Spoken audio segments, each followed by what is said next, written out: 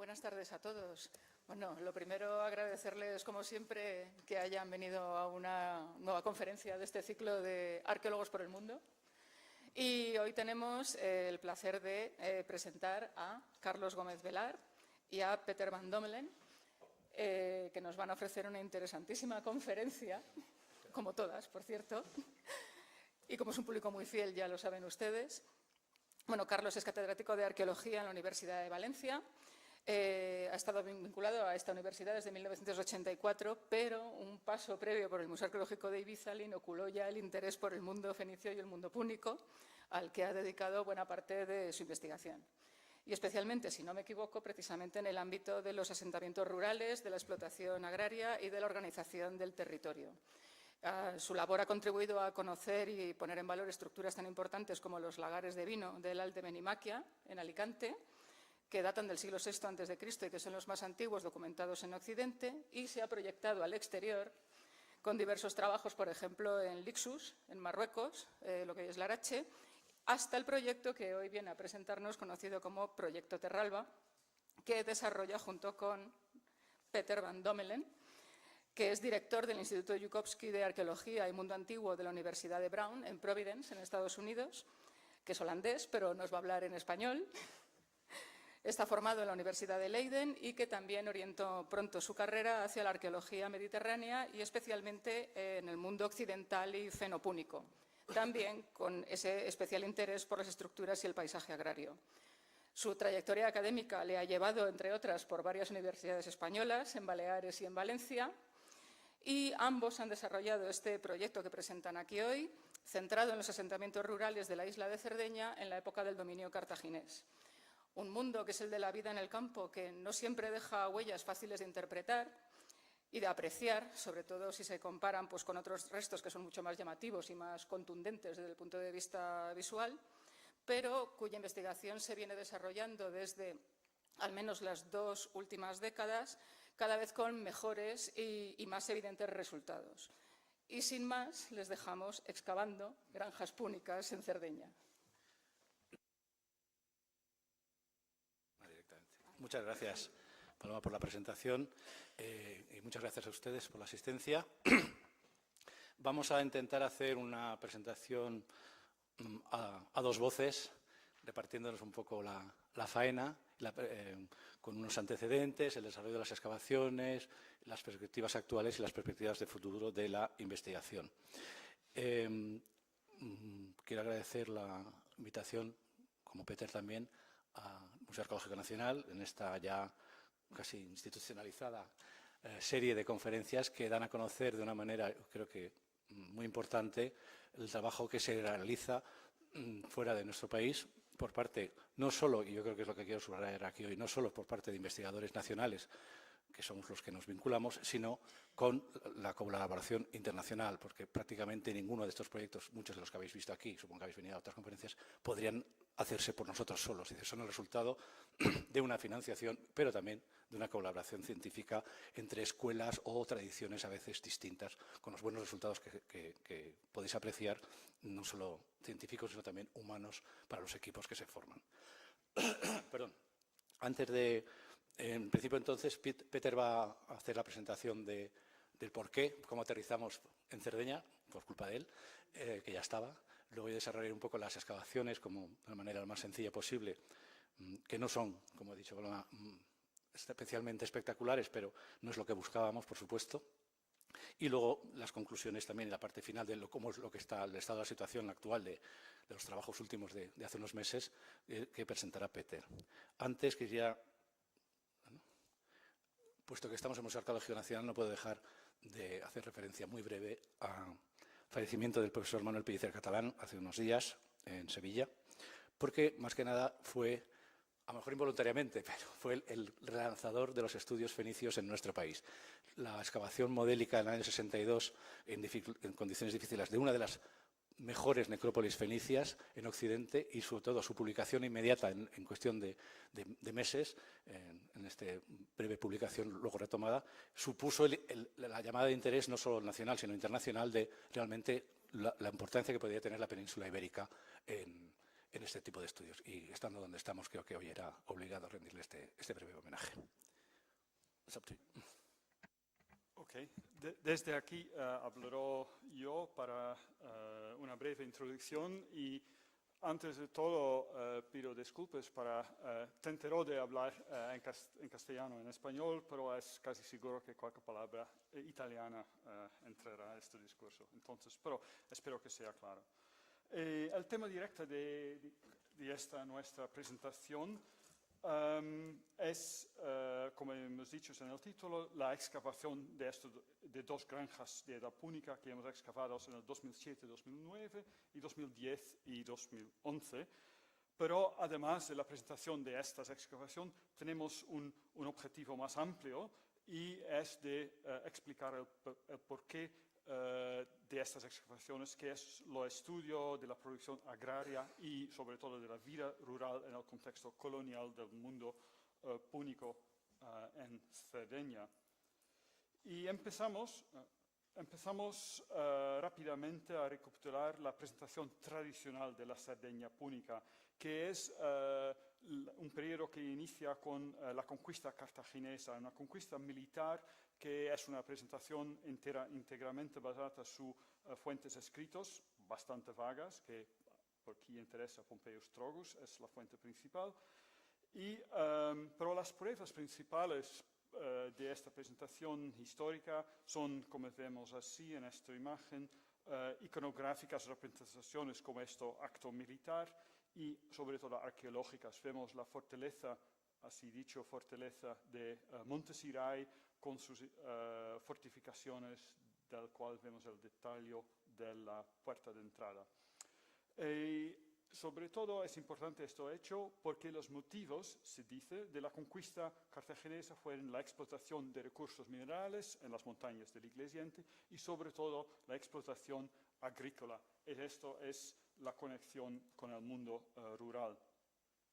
De la agricultura púnica sabemos, sobre todo hace 10-15 años sabíamos muy poco, y esto es un contraste con la importancia, como apenas dicho, porque fue uno de los motivos principales para la conquista, y sobre todo contrasta también con la fama antigua de los cartagineses, que en el mundo antiguo fueron los agrónomos más expertos del mundo antiguo. Se conoce el experto mago, el agrónomo, pero sabemos casi nada de la agricultura. Y además en el estudio de la agricultura púnica ha sido un estudio histórico que se retrata a los trabajos del historiador Stefan Gzell en los años iniciales del siglo XX. Entonces siempre es un trabajo fundamental para el estudio de la agricultura púnica.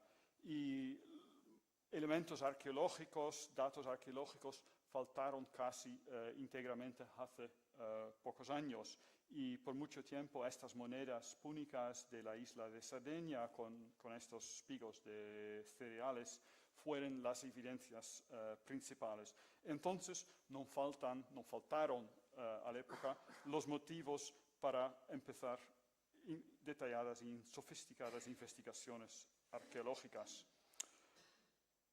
Hablaremos en esta presentación de métodos técnicos, de métodos científicos, ambientales sobre todo, pero es siempre importante, no se puede olvidarse de interpretaciones bien informadas y de interpretaciones socialdemocráticas.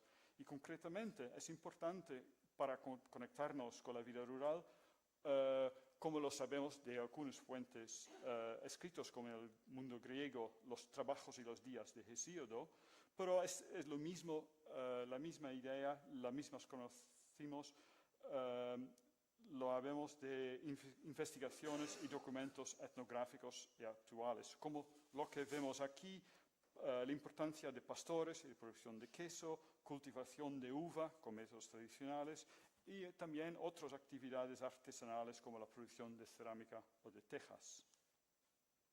Y todo eso, en breve, lo que presentamos esta tarde es lo que llamamos una arqueología rural. Es una arqueología que va más allá de los mismos asentamientos rurales y que sobre todo estudia la vida rural y la producción agraria, porque la economía agraria es fundamental en sociedades precapitalistas, donde la actividad económica la agricultura es la actividad económica más importante. Y además es importante reconocer que la organización social y la producción económica, en este caso en el mundo rural, son muy estrechamente conectados. Podemos estudiar todos estos aspectos investigando la cultura material, los restos biológicos y faunísticas y también los paisajes en los cuales todas estas actividades se desarrollaron. Ma como primera cosa introducimos rápidamente la zona de investigación que es la Cerdeña centro-occidental, que es la zona de la bahía de Oristano y las zonas que la circundan, que son zonas bajas y húmedas, como se ve bien en esta imagen. En concreto nos concentramos sobre la parte meridional, que es el Terralbese, y que es una zona baja de dunas de arena y de depresiones húmedas, lagunitas y pantanos. Y además es una zona donde se han encontrado muchos rastros de asentamientos pequeñitos y rurales. Y son estos los yacimientos, como vemos aquí en esta imagen, yacimientos que se presentan en superficie como, en este caso, una zona oscura, de tierra oscura, que se ve muy bien en la tierra blanca arenosa, y esta parte que tiene que ser los restos de los adobes de la casa, de la granja misma. Y estos datos, estas situaciones, hemos empezado a investigar en 2 años de trabajo en el 2003 y 2004, en 2 campañas de investigaciones sistemáticas de superficie. Hemos estudiado 8 yacimientos púnicos de tamaño pequeño, que típicamente mesuran 2 o 3.000 metros cuadrados, en los cuales hemos recogido materiales en superficie, sobre todo cerámica, y hemos realizado prospecciones geofísicas con magnetómetro y resistencia eléctrica. Esto fue la primera fase del proyecto Terralba, que nos ha permitido en primer lugar, de demostrar cuáles yacimientos estaban bien o mal conservados. Sobre todo en los casos positivos, hemos visto que fue posible distinguir un núcleo donde estaban la mayoría de los materiales arqueológicos y también de las anomalías geofísicas. Destacaron 2 hechos en estas investigaciones, sobre todo las cantidades y la calidad de los materiales cerámicos, una buena variedad de formas y de fabrics que incluyen bastantes materiales de importación, como se ve bien en esta imagen.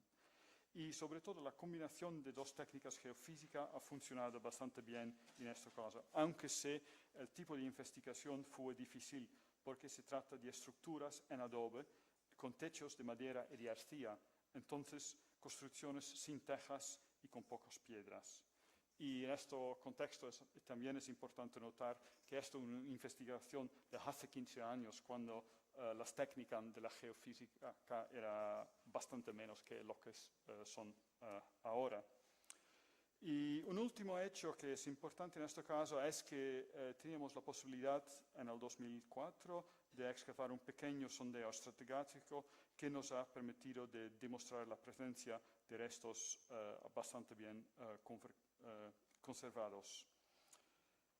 Y el próximo paso de aquí, de la investigación, es entonces, sobre todo esto nos ha permitido de ver que es difícil de materiales de superficie y un pequeño sondeo estratigráfico de entender bien lo uso de los espacios, cómo funcionan actividades, especialidades de agricultura, almacenaje, etc. Y por esto fue importante excavar uno o más yacimientos rurales integralmente. Bueno, y ahora vengo yo. Gracias, Peter. Queda claro entonces, un poco porque me interesa que se vea también el proceso científico de creación de ese equipo.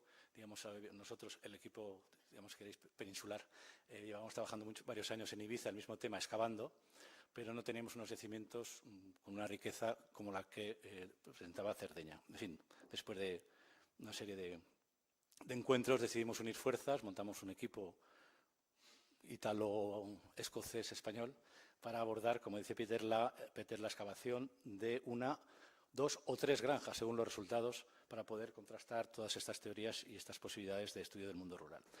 Con la idea, sobre todo, de aplicar técnicas modernas, es decir, la reconstrucción de los paisajes ya es una cosa avanzada en los años en que empezamos, pero, por ejemplo, quiero subrayar que los estudios paleobiológicos, es decir, todos los estudios de semillas, de carbones, de fauna, para el periodo que nos interesa en Cerdeña, por ejemplo, no se habían realizado prácticamente. Se reservaban para el mundo prehistórico y para el mundo clásico, donde entrábamos nosotros los romanos, eso era cosa de prehistoriadores. En fin, lo voy a para entender que un poco que cosas que para arqueólogos españoles era casi evidente, y no digamos anglosajones, pues en el ambiente en el que nos movíamos en Cerdeña no era tan claro.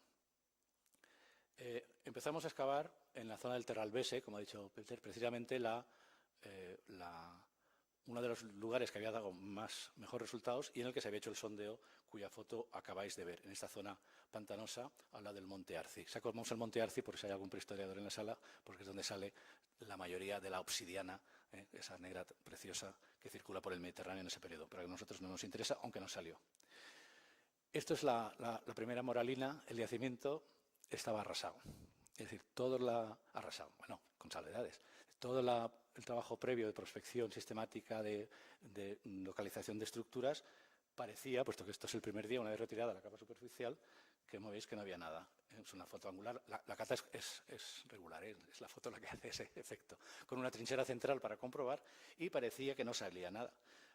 Como ya sabéis que los arqueólogos somos gente perseverante por naturaleza, dice, pues ya que estamos aquí, vamos a seguir, a ver lo que pasa. Y afortunadamente salió la regla que aprende todo estudiante de arqueología, de una piedra es una piedra, 2 piedras son 2 piedras y 3 piedras es un muro. Con lo cual se demostró que parecía que teníamos muros muy arrasados. Hay una explicación muy sencilla. Estos campos, que ahora eran de cultivo ya lo diré en castellano, de melones, no, de sandías. Me salen todas las lenguas, menos como estamos ahí siempre en el italiano con campos de sandías, aparentemente poco removidos. Resulta que habían estado en los años 70 plantados de viñas y en los años 80 la Unión Europea había subvencionado el arrancar las viñas y no precisamente a mano. Con lo cual la intervención mecánica supuso la destrucción de yacimientos que debían de estar existiendo, puesto que tenemos el negativo de ellos, como veréis en este, que se llama Trunque-Molas, y el siguiente que veremos enseguida, que se llama Pauli Stincus, en sus nombres sardos. Bien, el resultado es que poco a poco fueron apareciendo estructuras.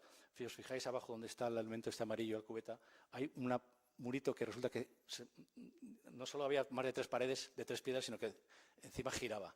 Y resulta ser el sueño de todo arqueólogo, un pozo. Y no solo había un pozo, sino que había 2. Y lo sabéis que los pozos están rellenos de material desde arriba abajo. Para nuestra desgracia, solo tenía 1,5 metros. Nosotros ya soñábamos con 5 o 6 metros de pozo relleno de... Y digamos que la buena parte de la cultura material, sobre todo el material más completo, procede de esos 2 pozos, aunque no son las únicas estructuras. Me detengo ahora, para salir del erial, en insistir.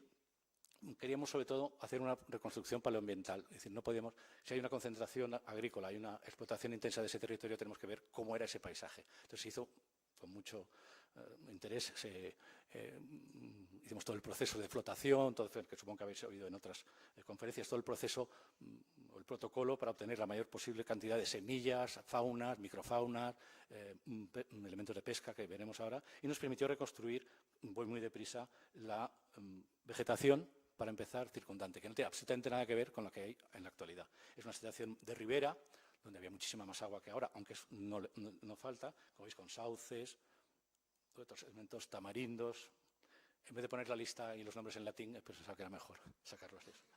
El brezos, madroños, que sabéis que es más bien de unas zonas relativamente húmedas. En fin, una variedad de matorrales y de vegetación que no tiene nada que ver con lo que hay ahí. por supuesto, olivos, no en gran cantidad, pinos, no he encontrado ninguno. Foto bonita de Cerdeña, sí que os he puesto esta de cuando excavábamos en Ibiza, pero bueno, sabéis lo que son los pinos alepensis. Alcornoque es una variedad, insisto, que hay que estudiar, no nos da tiempo, como la madera que proporciona, para lo que sirve, para la construcción, porque la construcción de adobe y poca piedra también se complementa mucho con unas maderas de calidad. Algo que nos interesaba mucho, por supuesto, la vitis, que tenéis aquí en una foto de un pueblo de Cerdeña, y las semillas, que eso he hecho trampa, son de las excavaciones de Benimaquia que ha mencionado Paloma en Alicante, donde encontramos varias miles, entonces siempre sacamos esta para decir, no es una pepita o dos, sino que son muchas pepitas.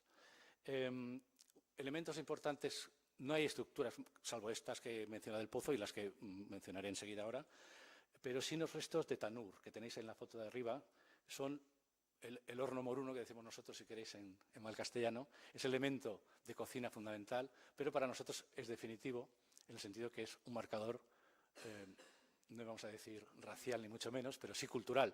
Es decir, los indígenas sardos o de la península ibérica o del sur de Francia no cocinan con tanur porque es una cocina oriental. Es para hacer tortas, como se ve en este ejemplo moderno, y que luego en la península, por ejemplo, se volvió a introducir en época islámica con mucho. Esto es lo que se llama en castellano un atanor. Pero en Cerdeña hay un montón, por muchos sitios, y estos poblados, aparte de la cultura material que ahora mencionaré, nos indican claramente que era la primera duda. No son claramente explotaciones indígenas, de los nurágicos, de las gentes que viven, sino, por lo menos culturalmente, es gente con una tradición púnica o fenicia. Bien, los pozos, aquí los tenéis. Os he puesto un paralelo de Cádiz, como nos hubiera gustado que hubiese sido, de profundo, pero no tan profundo. Son circulares. El nuestro es casi elíptico, con algún paralelo en la propia isla, sin balconado, aunque esto es más discutible si es una cisterna o no. La capa freática estaba muy cerca, a menos de 2 metros, con lo cual la facilidad de traer agua. De hecho, tenemos la idea, hay una posibilidad de que hubiera una noria, que sería de las más antiguas también del Mediterráneo, pequeña, pero que permitiría pues, un jardín o una horticultura, en fin, unos elementos de los que luego en parte hablará otra vez Peter. El segundo elemento que nos apareció casi completo es esta balsa, que es una balsa para producir vino. Simplemente es una balsa para pisar la uva. ¿Por qué se conservaba? Porque también estaba bajo tierra. Está a un nivel más bajo todavía que los pozos. Pero cuando arrasaron la casa que había encima, lo que era el lagar, el lugar de producción del vino, se conservó perfectamente esta. Aquí os he puesto un ejemplo de Doña Blanca. Doña Blanca es un asentamiento de la zona de Cádiz, al lado del puerto de Santa María, donde hay unas estructuras más tardías tienen también para la producción de vino. Es un sistema que también se encuentra en algunos lugares de Alicante, lo conocemos en Ibiza, no tiene mucho misterio. Y lo que veis ahí son los instrumentos, los corquetes, que llaman la palabreja, que no es para podar, sino es para cortar los racimos de uva sin dañarlos, ¿no? Las pepitas de uva, esto y los corquetes, pues nos indican claramente que uno de los elementos que se están fabricando en el lugar, produciendo, es el vino, como cabía esperar. Como siguen haciendo ahora, por cierto, en parte. Otro elemento curioso que nos salió es un posible lugar de almacenaje, una vez más subterráneo, unas ánforas cortadas.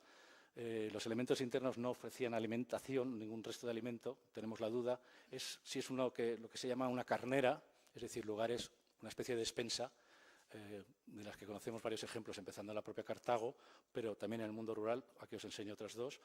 El de la izquierda es de Cerdeña también, de la granja que mencioné antes, y el de la derecha es una pequeña carnera de una granja que excavamos en Ibiza en los años 80. Es simplemente una ánfora cortada por la mitad y enterrada en el patio, en la zona más umbría, donde incluso en verano puede no darle el sol. Algunos tipos de elementos se conservan. Nosotros seguimos sin tenerlo claro porque las 3 ánforas que os enseñé antes, 2 de ellas tenían justo encima una monedita de bronce. Con lo cual, ya sabéis que yo por lo menos soy de los de el ritual.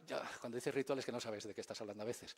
Pero sí que es un ritual que conocemos en otros lugares púnicos, por ejemplo en Mallorca, en Naguardis, en algunos otros lugares, de hacer una pequeña ofrenda de alimentos debajo del muro que se va a construir. Lo conocemos en algunas factorías púnicas, como digo, sobre todo en Baleares, y puede ser un plato, puede ser una ánfora partida, algo de alimentos, y en este caso el hecho de que estén las monedas ahí puestas es un poco de mucha casualidad.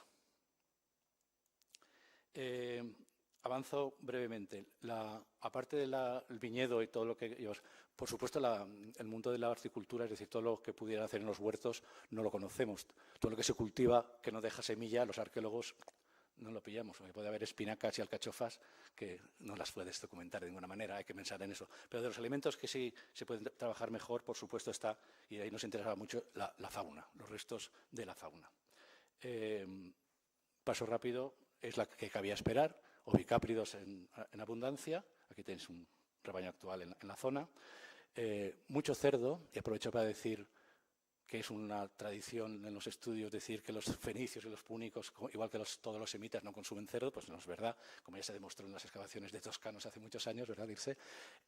Varían las proporciones, pero puede haber un 15, un 20, un 25 o un 30% de cerdo doméstico, no de sus escrofa, no de jabalí, que eso siempre son marginales.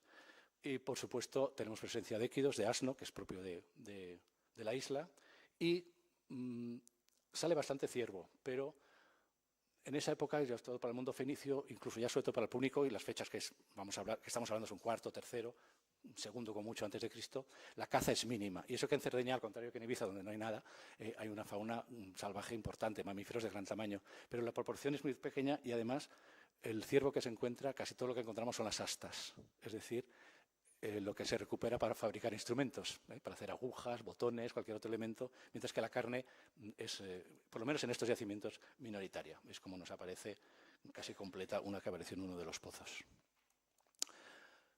Como pudimos trabajar con mucha finura y con un buen especialista, y estamos al lado del mar, nos interesaban mucho también los recursos marinos. Sabéis también una larga tradición de que los fenicios y sus sucesores pescan, tienen las grandes almadrabas, la industria de la salazón en Cádiz, la pesca de los grandes atunes, etc.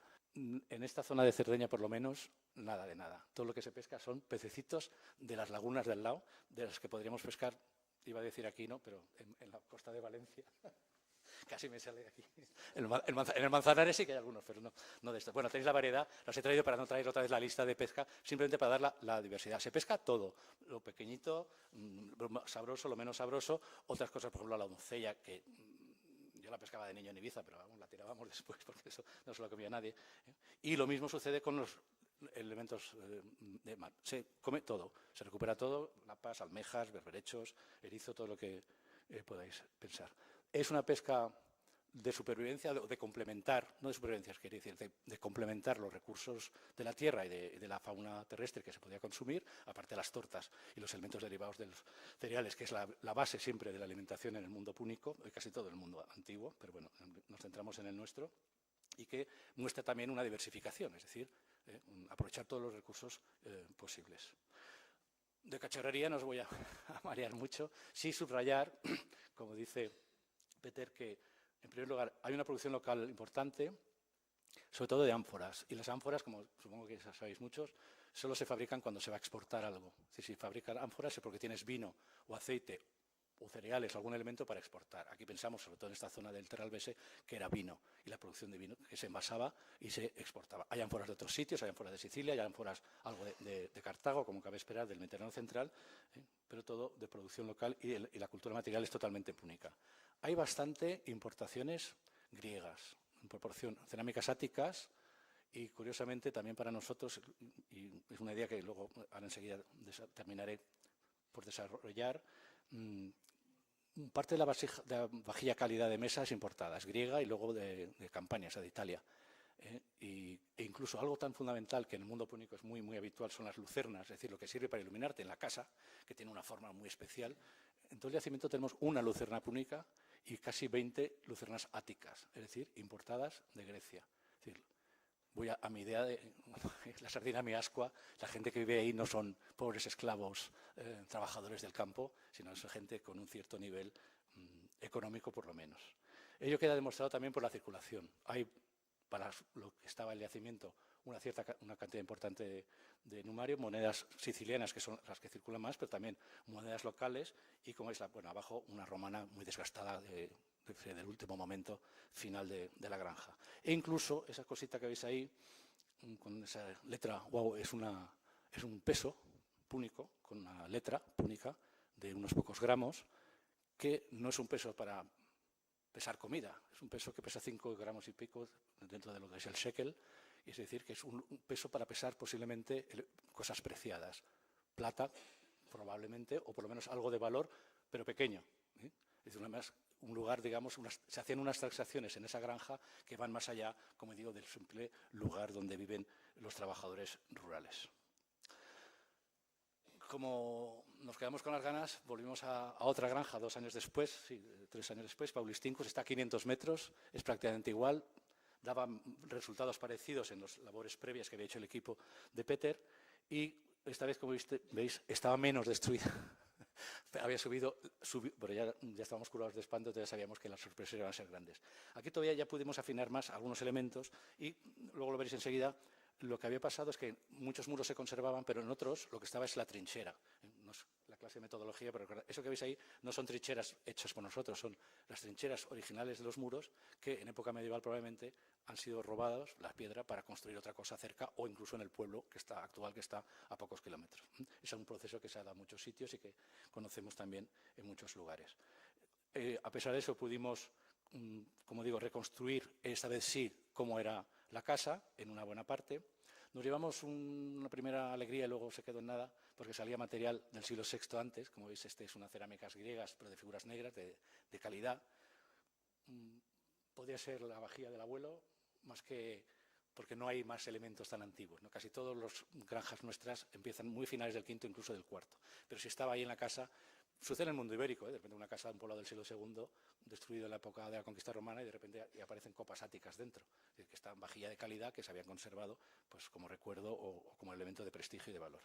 Bien, para resumir, aquí tenéis un ejemplo clásico, la cimentación de piedra que se conserva. Os recuerdo lo que ha dicho Peter antes, todas las estructuras eran de adobe, eso se ha ido al garete y eso son los apontonamientos de arcilla que veis lateralmente. Y luego todo el resto del muro había sido robado. Entonces, excavando minuciosamente, vas viendo la trinchera que habían hecho los obreros, los constructores iniciales. Ello nos permite, bueno, al revés, como siempre, la última idea de excavación es cuando sale el muro bueno. Lo veréis luego en la planta, ya estamos cerrando y sale el muro que cierra parte de las estructuras por ese lado. La mala suerte de este proyecto, de este yacimiento, para nosotros, no para él, es que casi los 2/3 se va en la finca que veis detrás, que es un vergel, es un lugar plantado de frutales, maravilloso, muy bien cuidado, con cerámica por todos los lados y que su dueño, por supuesto, no deja tocar para nunca. Entonces, tenemos excavado más de 1/3, pero para generaciones futuras, cuando quieran y puedan, saben que el resto del yacimiento está perfectamente conservado debajo de ese. Y además posiblemente esté menos destruido porque ahí no ha habido viñas, con lo cual, aunque los árboles frutales sí que dañan un poco, dañan menos. Bueno, voy terminando. Ahí también hay monedas de Cerdeña y otros elementos de circulación. Y aquí tenéis la reconstrucción, muy brevemente, de los pasos. Ahí empezamos a hacer unos estudios de suelo, de pedología, que se llama, con perdón, los suelos, y con la ayuda de unos investigadores que ahora comentará, porque es la parte con la que acabará Peter. Esos agujeritos verdes que veis, por ejemplo, son agujeros de plantación de árboles, que pudimos identificar bien, que estaban decorando, digamos, si queréis, o eran posiblemente frutales en el frontis de la casa, que para suerte nuestra estaban rellenados también con material arqueológico. Y vimos que había un patio exterior, aparte del patio interior, y luego volveremos sobre esta cuestión al final, cómo se articulan normalmente las granjas. Es un patio interior relativamente reducido, todas las estructuras alrededor de ese patio, y luego, en este caso, un patio exterior, cosa que da también en algunas otras granjas sardas más o menos conocidas, como veremos, con posibilidad de cultivos que ahora os comentarán. Aquí están esos estudios, pero no me detengo sobre ellos, esos sondeos más profundos, para estudiar los suelos, porque tuvimos, como digo, como os contará ahora Peter, bastante suerte con ello. ¿Esto por qué se repite? Bueno, sí, por lo menos que nuestro ilustrador se lució. Son elementos sencillos, como veis. Una curiosidad, lo digo para los que os interesen temas de construcción, no hay tejas en ninguna construcción púnica en Cerdeña, como no la hay en Ibiza, que tiene su desventaja, porque la teja es grande y muy difícil de destruir, con lo cual, cuando prospectas y vas encontrando tejas, sabes que hay casas cercas. En Cerdeña, en el mundo púnico, como en muchos lugares de Andalucía o del norte del Magreb, actualmente la terraza, los tejados son terrazas en las que se vive y se trabaja, que son lugares de uso, que es lo que ha intentado reflejar nuestro arquitecto Enrique Díez Cusí en esta reproducción. Los paralelos los veis aquí, simplemente a recordar lo que vamos viendo, siempre hablando de esas cronologías bajas, cuarto, tercero, segundo.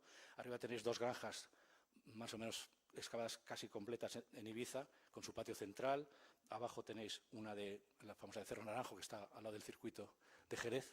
De hecho, se empezó a excavar porque se iba a ampliar el circuito de Jerez y cuando se decidió ampliar, pues se dejó de excavar. Entonces, por eso está a mitad.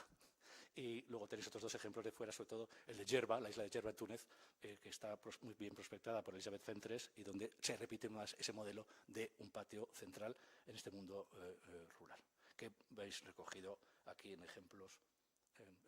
La granja que os menté antes de Ibiza y la casa, que eso me la pongo siempre porque si no, no está en Ibiza, que es una casa antigua rural de la zona de San Vicente en Ibiza, de las viejas que se conservan, que tiene el mismo esquema de cubos articulados alrededor de un pequeño barrio central. No quiere decir que las casas de Ibiza sean de época púnica, de la tradición, pero lo recuerda más allá. Y ahora le vuelvo a dar la palabra. Sí. La parte final es para mí, donde hablaré de lo que me dice el título aquí, más allá de las granjas mismas. Hemos visto ahora las dos granjas que hemos excavado, pero en los últimos 5 o 6 años hemos trabajado en 2 líneas de investigación que van a punto más allá de las granjas.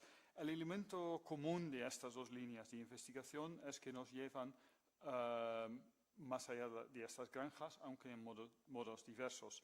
La pertinencia de estas 2 líneas de investigación del cual hablaré es que abren 2 pistas nuevas que contribuyen a estudiar las granjas en sus contextos rurales y agrarios. Y la primera línea de investigación es la que nos permite de hacer el paso desde los edificios y las construcciones a las actividades agrícolas mismas. Y esto nos lleva nuevamente al yacimiento de Paulistincus, donde al día final, como muchas veces, al día final de la campaña de excavación en el 2010, los 2 pedólogos que trabajaron con nosotros, que son Cristiano Nicosia, que ahora está en la Universidad de Padova, y Roger Langor, que fue a Ghent, han excavado un sondeo geológico y ellos han notado esta sección particular, donde vemos en la parte superior el arado moderno, después un estrato arenosa y estéril, y en bajo un estrato muy orgánico con un poco también de material cerámico. Y el análisis geopedológico en laboratorio ha confirmado después que se trata de un suelo de cultivo que tiene que ser un suelo de cultivo antiguo porque está tan bajo. El hecho que está cerca de una granja rural, de una granja púnica, esto de Paulistincus, sugiere también que hace parte de esta granja y data en el mismo periodo, entonces siglo III o II antes de Cristo. Unos años más tarde, después de haber publicado la sección en el 2013, hemos vuelto a investigar esta situación una vez más, porque nos hemos preguntado cuánto podría ser la extensión en horizontal de estos suelos de cultivo, porque hasta este momento lo hemos visto solo en esta sección que he demostrado. Y así, con la mano, hemos sondeado el campo, hemos sondeado a través del campo y hemos encontrado que este suelo antiguo tenía siempre una extensión notable, porque vemos, como se ve ilustrado en este gráfico, la misma sucesión de un suelo estéril y un suelo orgánico más bajo, que siempre estuvo a una profundidad de 60-80 centímetros bajo el campo actual, y es esta profundidad que ha permitido la conservación de este terreno. Y así, una vez que habíamos resuelto los problemas de permisos y de acceso al campo, hemos vuelto al campo de Paulistincus el octubre pasado, hace 5 o 6 meses, con un pequeño equipo de arqueólogos especializados, y habíamos abierto un área bastante grande, excavándolo mecánicamente para llevar las arenas sobrestantes. Y en esta foto se ve muy bien este suelo de cultivo nuevamente. Si ven bien las arenas blancas, que son las arenas, lo estrato estéril, y abajo el oscuro que se ve es el suelo de cultivo. Y así hemos podido reconocer en superficie, o la superficie misma de este antiguo terreno de cultivo, por una superficie de casi 100 metros cuadrados, y hemos excavado este campo mismo, no toda esta superficie, pero en cuadrados de 1 metro por 1 metro, hemos en 2 transectos que atraviesan el campo en 2 sentidos diversos. Y una parte muy importante de este tipo de excavación ha sido de tomar muestras, lo que se ve aquí, tomar muestras para análisis de semillas, secciones micromorfológicos con láminas delgadas y otros análisis granulométricas, etcétera, etcétera, etcétera. En este momento es ancora demasiado temprano para tirar conclusiones, pero sobre todo porque estamos expectando los resultados de estos análisis. Pero en este momento ya podemos decir que seguramente hay un campo antiguo de cultivo, que, como he dicho, hemos documentado casi 100 metros cuadrados. Hay varias estructuras, sobre todo agujeros de varios tipos y de una función no siempre muy clara, que todavía sugieren claramente que el campo fue trabajado muy intensivamente. Hemos encontrado también una buena cantidad de cerámica siempre muy rodeada, probablemente indicativa de uso como parte de estiércol, que es una otra indicación del uso intensivo del campo. Y también esta cerámica nos permite confirmar la datación del siglo III o II a.C. Esto entonces es la primera línea de investigación actual sobre cual estamos trabajando. La otra sale de una figura, un gráfico que se ve aquí, que hemos tomado del libro Rural Landscapes of the Punic World, que Carlos y yo hemos publicado en el 2008. Y esto fue un gráfico sobre el cual podemos decir mucho, pero esto no es el momento para este debate. Lo que quería subrayar aquí es que esta gráfica sirve para evidenciar la variedad de modos de organización rural, que es varios modos de organización rural que incluyen granjas, aglomeraciones rurales y ciudades que son legados entre ellos en varias maneras. Pero en este momento quería subrayar que estas situaciones son todavía solo una parte de las realidades del mundo púnico, porque esta gráfica, este modo de análisis, incluye exclusivamente los asentamientos púnicos. Y esto puede estar bien en zonas donde no hay otros tipos de asentamiento, como en la isla de Ibiza, donde solo hay estas granjas y la ciudad de edad fenicia y púnica. Pero estas situaciones son bien diversas en otras zonas del mundo fenicio-púnico y sobre todo en la Cerdeña. Mientras, como vemos en la mapa a la izquierda, la distribución de granjas en la zona del Terralbese va bastante bien, porque en esta zona de verdad hay solo estas granjas. Pero una vez que consideramos la zona más larga que vemos en la otra mapa, cuando consideramos la entera bahía de Oristano, en tal caso vemos una situación muy diversa, donde los asentamientos púnicos no son los únicos y hay decenas, centenares de asentamientos indígenas que son los famosos nuraghi de Sardeña. Y estos también fueron ocupados en el periodo del cual hablamos. Y por mucho tiempo, de verdad, se ha pensado y se ha escrito que los nuraghi fueron abandonados cuando llegaron los fenicios. Pero ahora, en los últimos 10 años o algo, ahora está claro que no fue así. Al menos no fue así, por lo menos no fue así en un buen número de casos.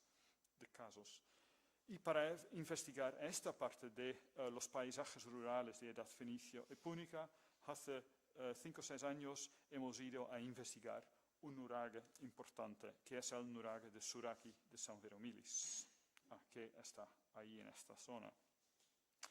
Y el nuraghe de San Veromilis, nuraghe Suraki, es esto.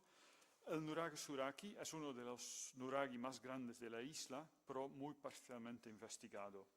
Y en el 2013, el Ayuntamiento y el Museo Cívico de San Veromilis y el Jarkowski Institute de la Universidad de Brown han iniciado una nueva serie de investigaciones, de excavaciones y otras investigaciones.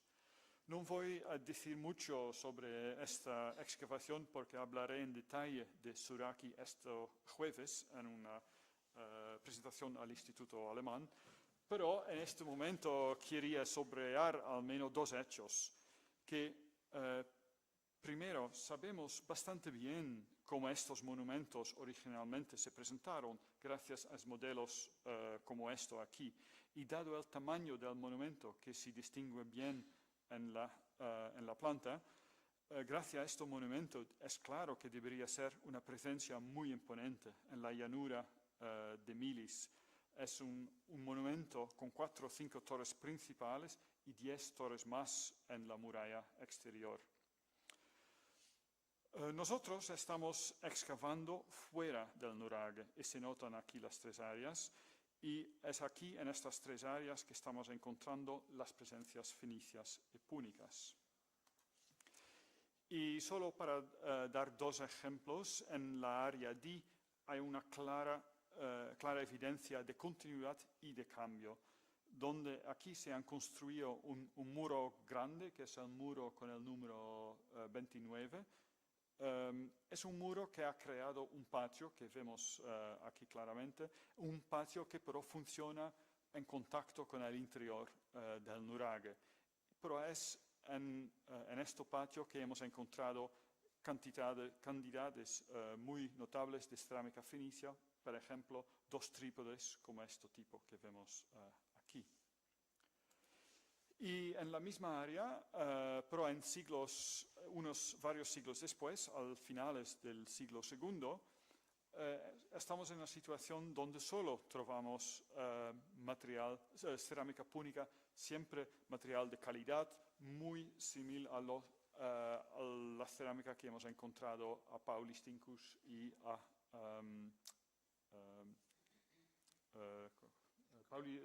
Trunquemolas, sí, a Trunquemolas. Las 2 granjas excavadas. Y también esto demuestra claramente que Suraki formó parte integrante de los paisajes rurales en la edad fenicia y púnica. Se podría decir mucho más sobre estas situaciones, pero quizás esta tarde no es el momento justo para esto. Y entonces preferiría concluir esta presentación aquí, esperando que hemos logrado evidenciar la importancia y la variedad, sobre todo, de los paisajes rurales en la Cerdeña fenicia y púnica. Las granjas excavadas representan una innovación muy importante en estos paisajes rurales de la Cerdeña. Son una innovación, una importación del mundo colonial cartaginesa, pero no es el elemento único de estos paisajes. Hay más. Y como este nuraghe lo demuestra muy claramente. Paisajes mucho más variables, entonces, cuanto primo pensado. Y es importante, y además es importante, con esta presentación, queremos subrayar que es importante de poner preguntas nuevas y de investigar también, de excavar contextos y lugares nuevos para encontrar respuestas nuevas, para entender mejor estas situaciones. Y esto lo dejamos. Y por final, como sabemos todos, el trabajo arqueológico no es un trabajo que se hace solo o también no se hace en 2. Hay equipos, 15 años de equipos en esta situación, sobre todo, pero no solo, de Valencia, Glasgow y Brown, y hay ayudas y becas importantes, el Ministerio de Cultura incluso. Y sin todo eso no podríamos hacer nada. Y Bueno, entonces, y soy muy contento también a este momento de ver varios de nuestros colaboradores aquí en la sala. Entonces, muchísimas gracias a vosotros todos. Gracias.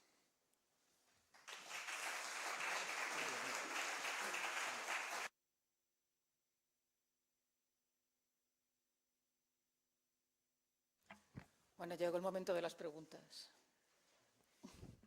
Aquí estamos para eso. Si quería alguna aclaración. Hemos ido un poquito deprisa en algunos casos, tampoco queríamos, sobre todo en las partes más técnicas, pero en fin, más pie ahora que... tenemos todo el tiempo, hemos venido a posta, o sea que si queréis alguna... ¿Alguien quiere abrir el fuego?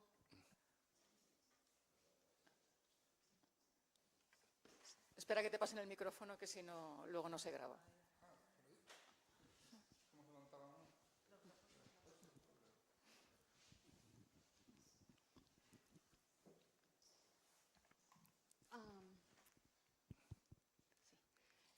Muchas gracias por la charla que habéis dado. Yo tenía una duda porque estabais hablando todo el tiempo de producción, sobre todo producción agrícola en estas granjas, y mi duda es si habéis encontrado, tanto en Cerdeña como en Ibiza, si habéis encontrado restos de producción de tejido o utensilios de tejido que dieran lugar a entender que existe o que existió este tipo de producción.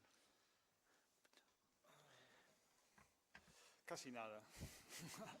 Esto es una respuesta muy breve, pero hay un peso de trunquemolas, me parece, y también de las prospecciones de estos, de 8 asentamientos de estas prospecciones detalladas, quizás un peso más, y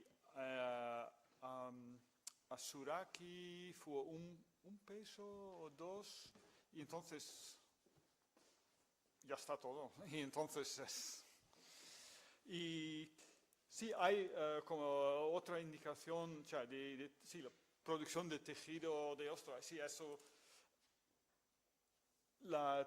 hay una presencia importante de ovejas. Y entonces sí, la posibilidad, pero tenemos solo los huesos de los abejos y entonces indicaciones precisas, claras, no tenemos.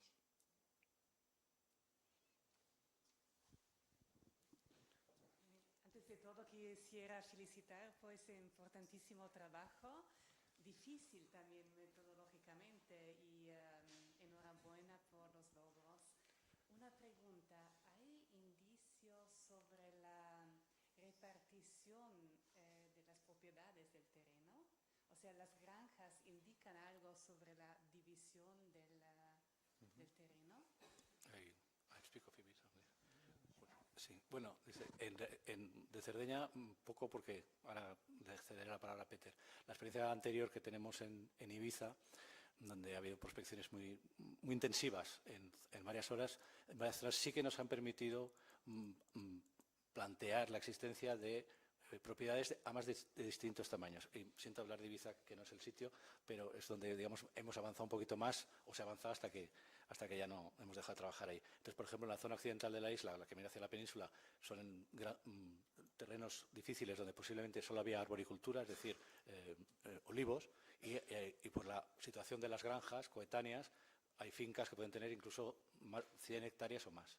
Mientras que en la otra punta de la isla, para que conozcan el Valle de San Vicente, por ejemplo, es un vallecito pequeñito, con mucha agua, pues la ubicación de los asentamientos, como, al igual que en Cerdeña, muy cerca unos de otros, nos habla de 5, 6 hectáreas como mucho. Es decir, pero claro, están produciendo a lo mejor productos hortícolas que tienen mucho... Bueno, no quiere decir que sean más pobres, pero bueno, en cuanto a eso, en el caso de Cerdeña no nos hemos atrevido todavía a entrar. Si tú quieres que...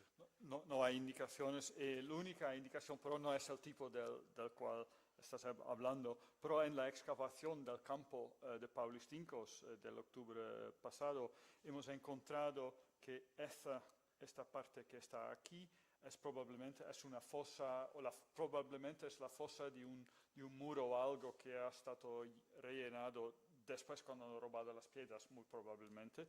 Y esto es campo que está delimitado de esta parte, pero en este sentido, aquí, no hemos encontrado un límite, el campo termina, pero no hay un foso, no hay un muro, no hay nada.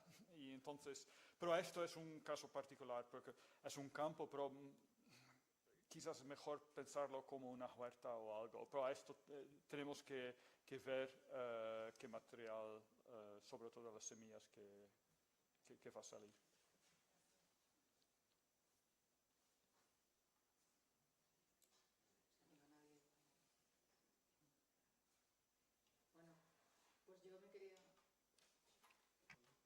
Ahora, yo quería daros un agradecimiento y también tengo una pregunta. El agradecimiento es, bueno, para quien no lo sepa, yo soy del departamento de numismática de este museo. Entonces, ahí viene el agradecimiento, porque es muy habitual verse 600 bordes de cerámica dibujados hasta el más mínimo detalle y que luego te digan, y además hay monedas. Entonces, el verlas así en foto emociona. Luego, aparte de emocionar, bueno, la pregunta es si esas monedas, ¿dónde aparecen? O sea, ¿las tenéis localizadas dentro de estructuras? ¿Son pérdidas en el campo, en calle? Bueno, lo de las 3 monedas encima de las 3 ánforas ya me ha llegado al alma. Bueno, hablo de memoria porque como estamos preparando la publicación definitiva... Perdón. Ahora. Hablo de memoria porque estamos preparando la publicación definitiva, pero de las 7 dejamos la de Roma, que es de superficie porque está gastada, y las otras, hay 2 de las ánforas y las otras proceden del interior de la casa. O sea, no son, ahora mismo no te podría decir en qué habitación concreta, pero yo quiero recordar que 2 son de la casa, de uno de los edificios principales. Pero bueno, ya sabes que ahí tenemos solamente los pozos, la zona del vino y no tenemos claro dónde estaba la casa del jefe. Lo que sí que aprovecho, pues la moneda, pues si hay algún numismático más en la sala, hay una base de datos que se está creando, un colega mío y tuyo que se llama Pere Pau Ripollés, que conoces, y entonces esta es una aplicación que va a estar este mes ya online y se podrá entrar, donde están todas las monedas de la zona del Terralbese, púnicas y romanas, que son unas 500, con una base de datos donde se puede consultar el lugar de hallazgo, la publicación, si son inéditas. Partes de una colección de unos amigos nuestros de la zona que era inédita, que ahora ya la han cedido al Estado y entonces ya se puede ver. Y digamos, es un acercamiento a la circulación monetaria de esa zona que creemos que es una parte importante. De hecho, nuestro equipo ya lo hizo también en Ibiza, ver la circulación monetaria rural, porque como, bueno, a ti que te voy a contar, no se ha hecho mucho caso y sin embargo tiene mucha importancia para ver el nivel y de las gentes. Pero bueno, eso ya te lo cuento luego. Te lo preguntaba sobre todo porque en general la gente está acostumbrada a ver las monedas como objetos aislados. Y en cambio es muy importante observar las monedas en su contexto. Entonces, la base de datos es muy interesante, pero es mucho más interesante si con cada pieza aparece toda la información contextual, porque eso te da una riqueza de información que no te da la pieza aislada, por mucho que te diga cosas. Y es algo que, bueno, pues como en todo se va avanzando, y que cada vez se hace más y mejor, pero es de agradecer cuando se hace bien.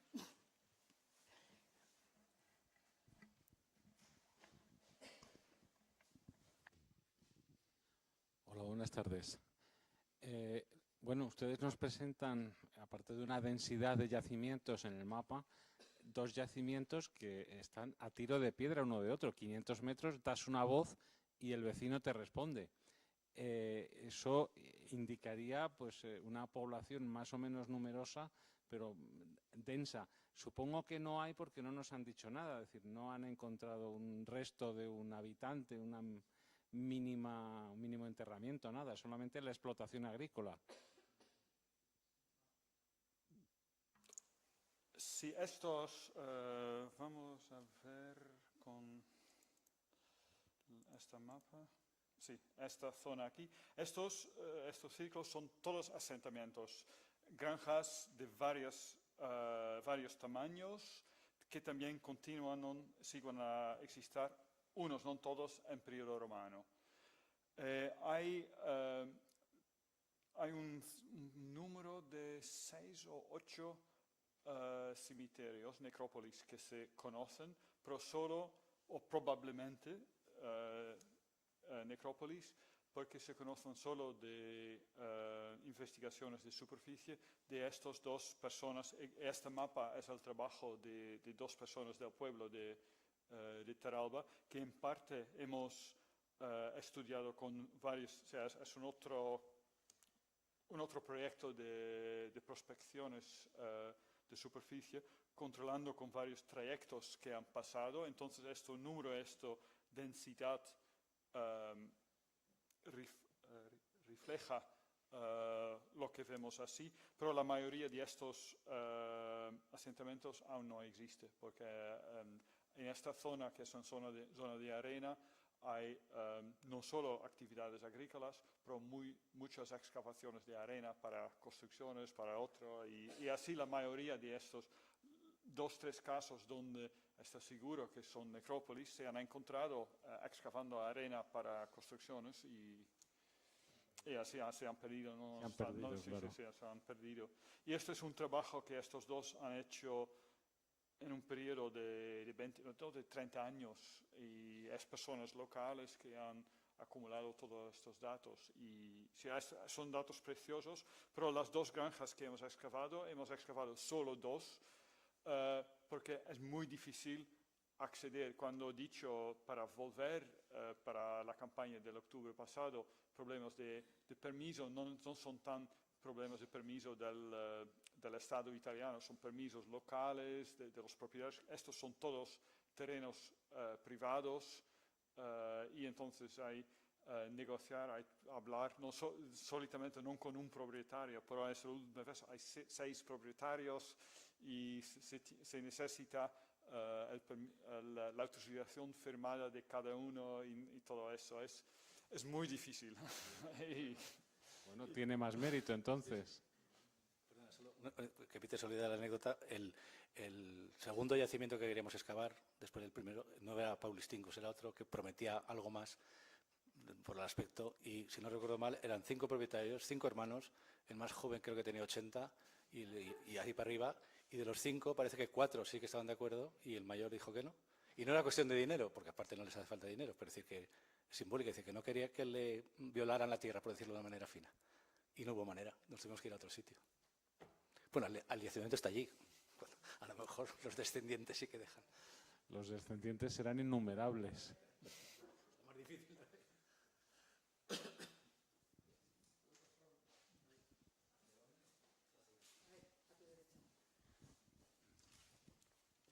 No, mi pregunta es, a la vista de todas estas excavaciones que se han realizado, y en general se puede entender que la isla de Cerdeña estaba densamente ocupada por los púnicos, o como decían los romanos, solo tenían 4 sitios perdidos y les costó muchísimo conquistarla. Sí, estos nos hemos concentrado en esta zona porque sabíamos de estas 2 personas en el pueblo de Terralba que hay esta riqueza, y sobre todo estos yacimientos porque están en el llano, entonces están bastante bien conservados, como los asentamientos de Ibiza, que están siempre en el pendio, y entonces hay erosión y otros problemas de conservación. Y aquí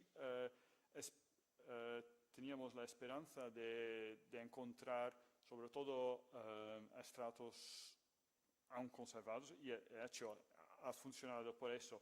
Y aquí en esta zona hay esta densidad particular, pero esto no es una situación que se encuentra en toda la Cerdeña. La Cerdeña es una isla muy grande, tiene una topografía muy variable, ya se ve en esta planta. Esto es zona llana, pero estas son montañas, son montañas de más de 1000 metros, y entonces hay una variedad enorme.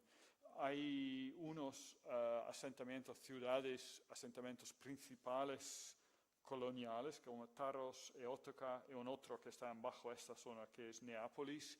Hay 3 en esta zona, pero hay toda esta variedad. Hay esta presencia de nuraghi de edad prehistórica, que unas como Suraki han una ocupación continua, pero no todos, y no se puede asumir es difícil decir si esto o el otro ha sido ocupado, pero es un número consistente. Y de nuraghi, porque son mucho más visibles, se dice que hay 7000 o algo en la isla íntegra, pero estos son siempre estos monumentos importantes, no son granjas asentamientos pequeñitos como esto. Entonces sí, hay una distribución, como hemos dicho, una distribución en esta edad púnica que es muy variable. Es una situación de llanura y además el tipo de terreno, las arenas con un terreno más arcillosa que está abajo, es muy buena para la cultivación de vid. Y es esto que es siempre en estos días hay una producción importante de vino, y así fue en età púnica, probablemente en età romana, pero no hemos evitado asentamientos romanos porque nos interesaba el periodo púnico, entonces hemos evitado los yacimientos que tenían una continuación romana. Y entonces sí, claro, es una presentación parcial de este periodo, pero fue el objetivo de investigar este periodo, esta situación, la primera presencia colonial, sobre todo de conectar la explotación de los recursos agrarios, como fue con la presencia colonial y militar cartaginesa más en general. Y entonces por esto nos hemos concentrado en este periodo. Y sí, hay mucho más otras cosas que sí podría hacer, pero será una otra vez o para otra gente. Bueno, es una pregunta muy corta. Carlos, Peter, muchas gracias. Muy interesante la extensión de la excavación a toda la zona de cultivo y demás. Y es una pregunta muy, muy cortita sobre el corte que habéis presentado, que están los suelos antiguos y luego el de esto de los depósitos por encima. El nivel blanco es un nivel de arenas, de dunas, y ¿podéis decir algo más de cuándo se formó y cómo? Son arenas eólicas porque hay sol para el viento predominante. No, sí, para decir esto blanco que dices, sí, esto es porque esto es el suelo el antiguo, que con la cerámica es claro. Esto tiene que ser porque esto todo Paulistinkus es una duna, la granja misma está encima a la duna y aquí estamos un poco más bajo sul pendio, ¿cómo se dice? ¿El? Sulla pendenza. Y lo más probable es que estas son arenas de una tormenta grande de otoño que una vez que ha cubierto todo y esto nos ha salvado. Es una situación muy afortunada que ha conservado la situación y además afortunada que lo hemos encontrado porque está bajo el nivel de la granja. Entonces ya probablemente este terreno lo habían excavado un poco en la arena de la duna para estar más cerca del nivel freático del agua.